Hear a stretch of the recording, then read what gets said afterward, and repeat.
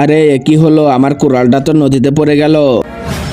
হে মানব, তোমার মন খারাপ কেন? এটা বলো, এটার ভিতর থেকে কোনটা তোমার কুড়াল? আরে এই গল্পটা তো আমি ছোটবেলায় পড়েছি। আমি যদি সৎভাবে যদি লোহার কুলারটা চাই, তাহলে সে খুশি হয়ে সেই সোনার কুলারটাও আমাকে দিয়ে দেবে। হ্যাঁ, ওই লোহার কুড়ালটা আমার। ঠিক আছে, এই নাও। আরে শালা, আমার ইমানদারের কোনো দামই দিল না।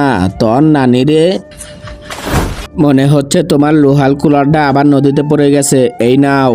আরে ওই সোনার কুলারটা আমাকে দে। আরে শালা, ও তো আমাকে চিনে ফেলেছে। আমার ইমানদারের কোনো দামই দিল না, আবার লোহার কুলারটা দিয়ে গেল। এখন কি করি? আইডিয়া।